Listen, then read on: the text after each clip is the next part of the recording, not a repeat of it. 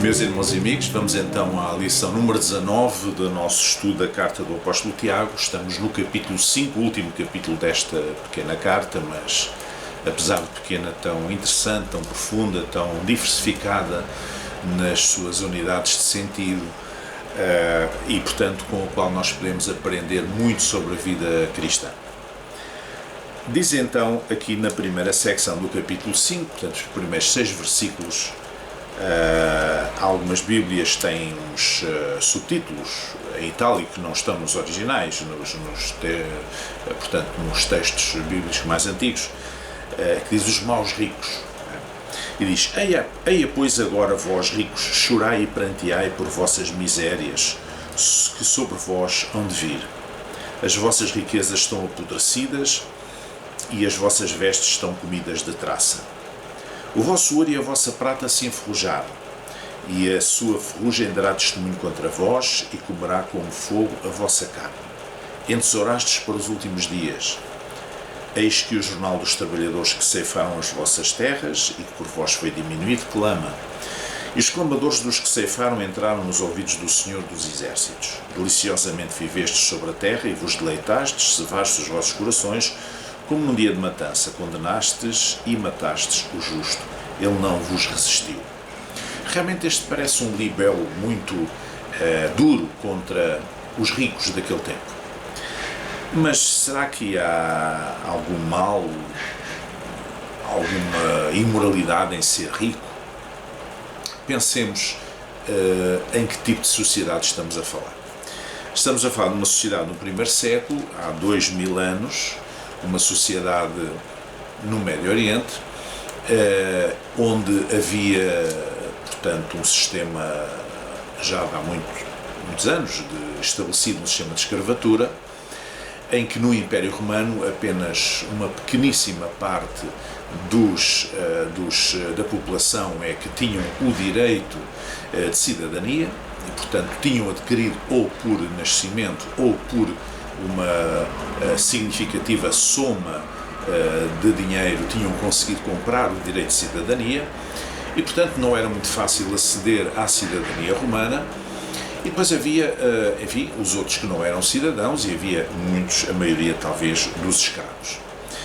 E aquilo que nós vemos aqui é a reprodução, digamos assim, em termos do Novo Testamento, daquilo que os profetas do Antigo Testamento já tinham dito sobre as pessoas que tinham muito dinheiro, que eram muito ricos, tinham muitas posses, e sobretudo o que é atacado aqui é o caráter dessas pessoas, ou seja, é a postura, é a atitude dessas pessoas em relação aos seus trabalhadores, em relação aos setores da população mais fragilizados, aquelas pessoas que subsistiam do seu próprio trabalho, mas que muitas vezes estas pessoas que tinham muito dinheiro e muitas posses e muito poder exploravam, oprimiam esses pobres, isto é, não os olhavam como iguais em termos de dignidade humana, e isso ia contra os princípios que o cristianismo tinha vindo estabelecer. Já no judaísmo, no Antigo Testamento, havia esse alerta da parte de Deus para com aqueles que oprimiam os mais pobres, os mais fragilizados socialmente, que os descartavam por completo, que não se preocupavam com eles. E aqui no Novo Testamento a fé cristã vem reforçar essa ideia e amplificá-la ainda mais. E por isso o que nós encontramos aqui são palavras muito duras do apóstolo Tiago contra esses ricos que um dia vão chorar e prantear pelas suas misérias, porque as suas riquezas estão apodrecidas, as suas vestes comidas de traça, o seu ouro e a sua prata enferrujados. É claro que o ouro e a prata não enferrujam, mas estamos aqui a falar em termos simbólicos, ou seja, os seus bens já não valem nada, porque uma pessoa pode ser muito rico e de um momento para o outro pode perder a sua riqueza. Isso tem acontecido inúmeras vezes ao longo da história, pelas mais variadas razões, por ação do próprio ou por razões sociais, enfim, que ele não controla. E, portanto, a pessoa hoje pode ter uma grande condição financeira, uma grande condição social, e amanhã perdê-la. E diz que eles tinham entesourado para os últimos dias. Não faz mal em entesourar para os últimos dias, não faz mal em ter um pé de meia, enfim, para qualquer situação, isso não faz mal nenhum. Pelo contrário, significa, quem faz poupanças, significa que não pensa só no dia de hoje, pensa no dia da manhã, pensa nos seus filhos, enfim, e portanto é uma questão de cuidado, é uma questão de sabedoria, de vida, digamos. Agora, o problema é que eles tinham explorado os seus trabalhadores. Diz que o jornal, a jorna, portanto, o pagamento diário dos seus trabalhadores que tinham estado, agrícolas, que tinham estado a ceifar as suas terras, essa jorna tinha sido diminuída, não é? E, portanto, tinha sido roubada. Ou seja, eles contratavam trabalhadores, mas não lhes pagavam aquilo que era justo, aquilo que era devido. E isto é uma forma de roubar, é uma forma de furtar, digamos assim. Porque quem não tem mais nada tem que vender a sua força de trabalho, e é daí que subsiste, e é daí que vai buscar a sua sobrevivência, da sua e dos seus, da sua família. Mas estes ricos, que aqui são falados, portanto, dá a ideia que se eram agrários, pessoas com terras, com possessões, e que contratavam trabalhadores com um salário de miséria, ainda por cima retinham o salário ou reduziam o salário.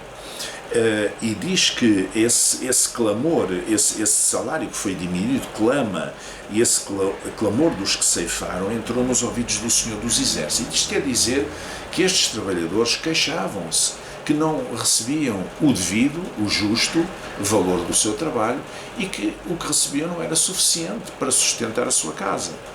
E, ao que parece, podemos inferir do texto que estes proprietários, estes latifundiários, estas pessoas riquíssimas que tinham contratado esses trabalhadores, não se interessavam minimamente com isso.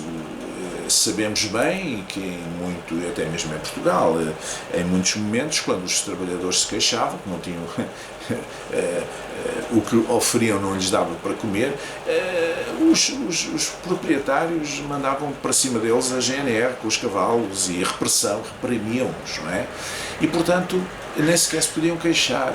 Então diz aqui que esse clamor dessas pessoas injustiçadas, esse clamor dessas pessoas que foram oprimidas, que foram exploradas, que foram roubadas, esse clamor subiu aos ouvidos do Senhor. E usa o termo Senhor dos Exércitos. Diz, não é um Senhor qualquer. O nosso Deus é o Deus poderoso. E, portanto, se Ele ouviu aqueles que são mais fracos, aqueles que estão numa situação de fragilidade por causa das vossas ações injustas e para com eles, por causa da opressão e da exploração a que vocês os sujeitaram, então Ele vai estar do lado deles. E vocês estão em maus lençóis. Deliciosamente viveste sobre a terra e vos deleitaste e cevaste, quer dizer, engordastes os vossos corações como num dia de matança.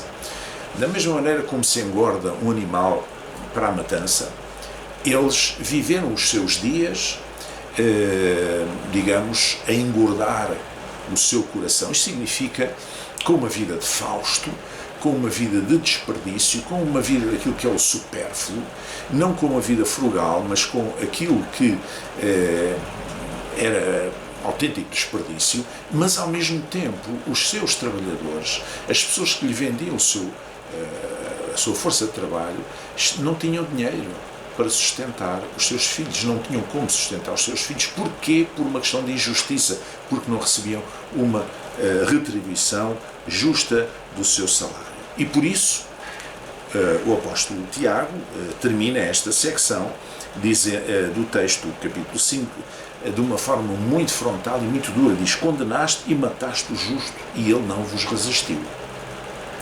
Portanto, quando se diz que a economia mata, que alguma economia mata, isso pode ser lido de uma forma literal, porque há situações em que as pessoas são levadas à morte, por muitas razões, não é só por ter um salário curto, mas o salário curto e condições de vida dignas, quando não existem, leva a que as pessoas contraiam doenças, leva a que as pessoas não tenham como se tratar dessas doenças, leva a que essas pessoas morram. Outros morrem por fome no mundo, outros morrem por subnutrição.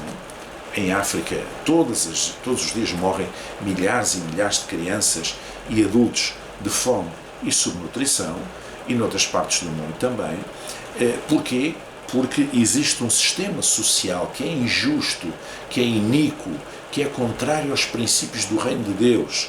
Os princípios do Reino de Deus são os princípios da partilha, são os princípios do amor fraternal, são os princípios da graça. E quando isso é negado a quem vende o seu trabalho, a sua força de trabalho, e que não tem outras formas para sobreviver, então nós podemos olhar para este texto e compreender que naquela sociedade onde não havia proteção social, onde não havia saúde pública, saúde à disposição das pessoas, como isto ainda hoje não existe, nem uma coisa nem outra, em grande parte da população do mundo. Nós podemos olhar para estas situações e dizer, de facto, nós precisamos de uma sociedade com coesão social, com maior coesão social, com maior respeito uns pelos outros, em que todos nós olhemos para o nosso próximo como sendo o nosso irmão e olhemos para ele na perspectiva de lhe atribuir a dignidade que lhe é intrínseca, a dignidade humana a que todos têm direito.